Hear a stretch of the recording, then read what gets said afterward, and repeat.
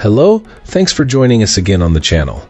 I've always been curious about this one, and now that a friend picked one up, we can finally talk about it. His experience start to finish. Quick note before we begin, there's a discount link in the description and the top comment if you want to check it out. Now let's not waste any more time and jump right into the details.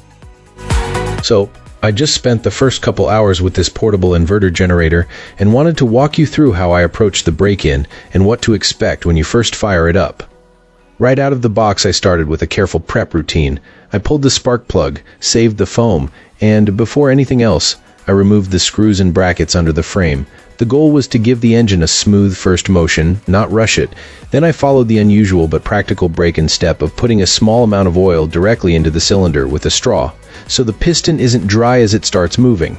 After reseating the plug, I coated the threads with a little anti-seize compound so it goes in cleanly next time. You'll need about a half quart of oil for the crankcase, and you'll want to grab a conventional 30 weight to have on hand since it isn't included. I also added a little zinc phosphates additive to help the new engine bed in, mixing 2 tablespoons into the dipstick area before the first start.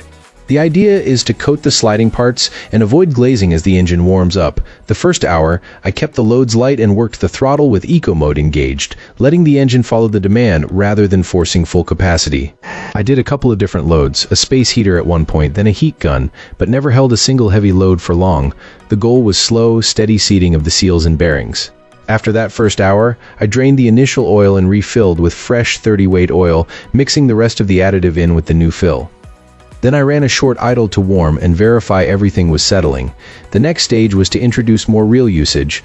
I plugged in real loads and ramped up the duration, again staying mindful of not letting the engine sit in a hard load for extended stretches, 2 hours in total of careful varied loading. Fuel is another thing to watch. The tank isn't gigantic, so I planned for refills about every 12 hours under typical use, and I kept Stabil on hand to help with fuel stability for any storage. For storage and weather protection, I keep this off pavement on a simple resting setup, and I'm experimenting with a canvas cover and some airflow to keep moisture out while still letting heat escape. I also wired it through a proper ground rod and used heavy gauge cords, so the extension cords don't overheat. In use, the performance is genuinely impressive. It powers typical home essentials with clean power and runs quietly enough that you can carry a normal conversation. A few steps away, it's not silent, but it is noticeably calmer than the loud open frame units I've heard.